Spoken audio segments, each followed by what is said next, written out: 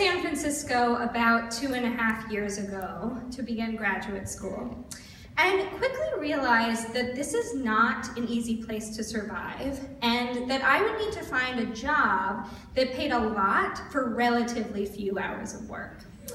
So, sex work seemed like a viable option.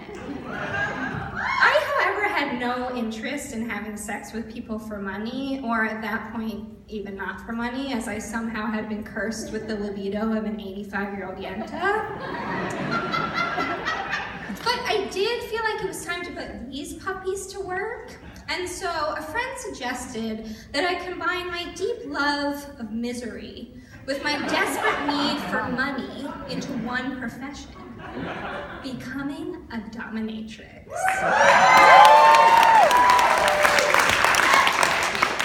I have to say, I was intrigued. I mean, getting to yell at men for a living? I had so much pent-up feminist angst in me that I hadn't known what to do with. And those fabulous heels they wear signed me up. And so this same friend somehow found a job opening at a BDSM co-op in Berkeley. And I promptly submitted an application with the exact requirements: 2 full body-length photos, a description of why I wanted to do this work. I want to kick men in the balls for a living, okay? I learned at the Folsom Street Fair that this is extremely fun. And my available times. An automatic response informed me that they had received hundreds of applications, and that if they wanted me, they would contact me. So in the meantime, I decided to do a bit of research on what exactly a BDSM co-op would entail. See, I'm originally from Washington, D.C., so I understood power play, but not quite the nuances of BDSM or how exactly this would work in a co-op situation. Aren't co-ops for fresh fruits and vegetables, not whips and chains? And would there be communal chores? Like, would taking out the trash take on a whole new meaning? Would I be punished if I neglected my duties? The email also informed me that the co-op would provide all the gear and the training, and so I began to wonder what the training might entail. Proper paddling technique, safe words, appropriate levels of verbal abuse. I had never read 50 Shades of Grey. Would this be required reading or not? Now, I attribute at least some of my naivete to my own Jewish mother, from whom the only sex talk I ever received consisted of: Alice, there are 2 types of people in this world. There are people who like people who are the same as them, and there are people who like people, kind of Barbra Streisand, you know, who are different than them. The first are called homosexuals, and the second are called heterosexuals. Your friend Chris, who you've been playing Barbies with since you were in kindergarten, he's a homosexual. And you are a heterosexual. Clearly, this conversation left a lot to be desired and wasn't even completely true.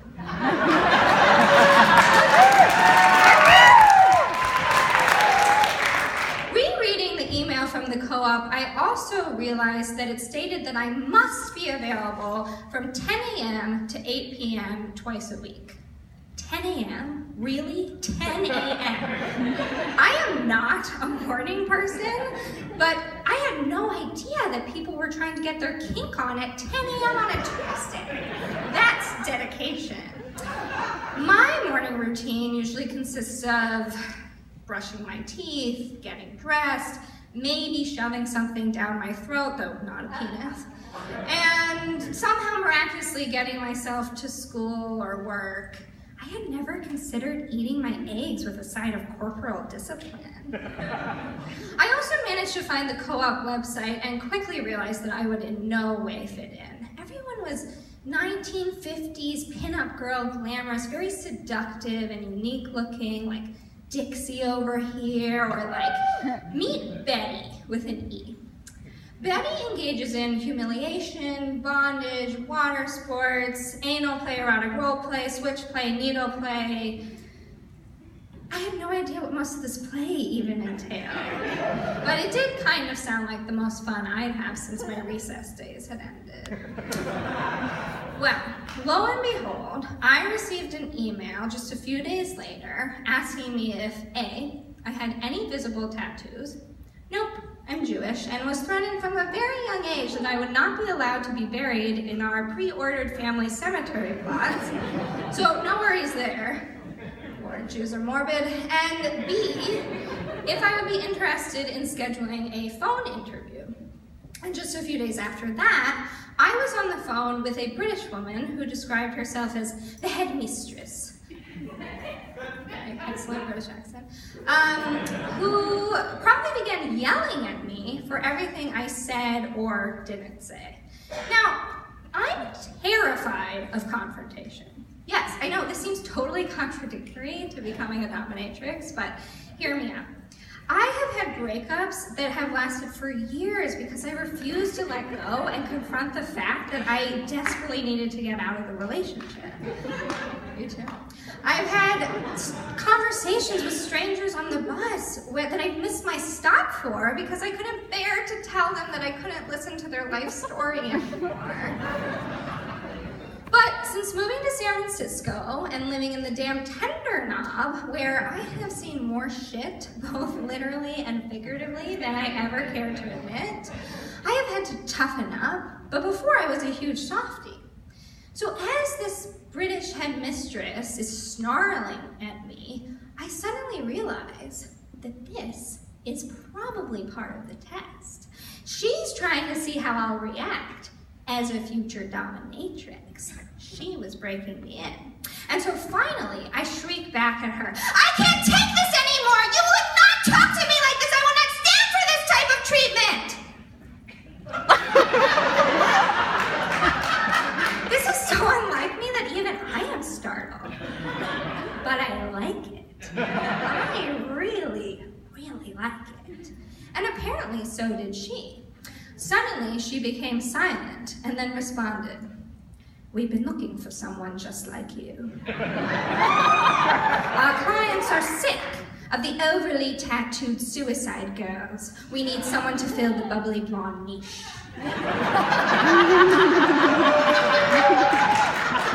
As she begins to rattle on about the co-op pay structure, my mind begins to wander. Bubbly blonde niche? I had no idea this was a thing in the dominatrix world. It seemed like an oxymoron. Bubbly blonde dominatrix. I also had no idea how I felt about filling this role. I am not a bubbly blonde.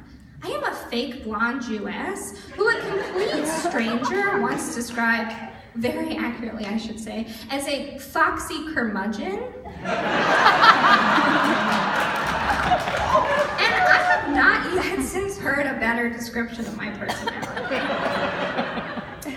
And so I began to wonder what niche I possibly could fill. Awkward teenager?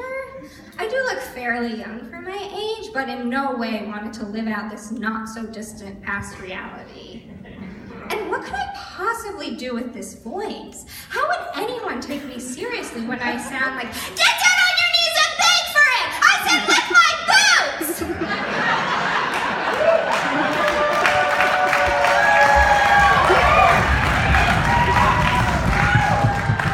I mean, let's be real. It's a voice that only dogs can hear. And that clients would laugh and walk away from. And then it came to me. Nasally voice, childbearing hips, no tattoos, Jewish mother dominatrix. It's the perfect niche! I am so disappointed in you! You never write, you never call, you're not a doctor or a lawyer! When are you going to give me grandchildren? I'm so grateful!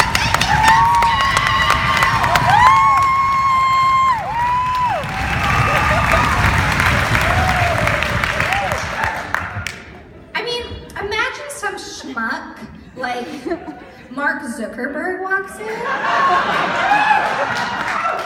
who every day has to run this juggernaut of a company, who every day has to boss everyone around, and now it's his turn to be brought to his knees.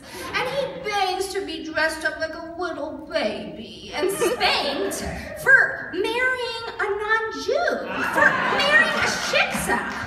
Think of all the guilt he feels he must be punished. Now I'm never going to have Jewish grandchildren! Where's your yarmulke? I'm gonna drip candle wax from the menorah on you 8 times!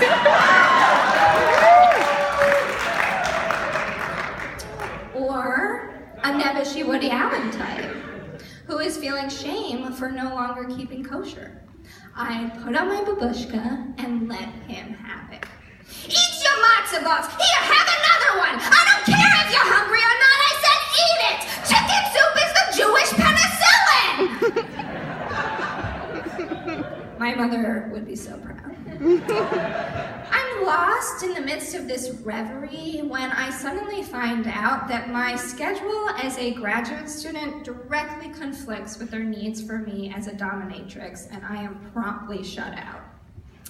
I am extremely disappointed, but I still do carry this Jewish mother dominatrix persona with me, and I feel validated in my ability to simultaneously stand up to and annoy the shit out of the likes of both bad boyfriends and catcallers alike.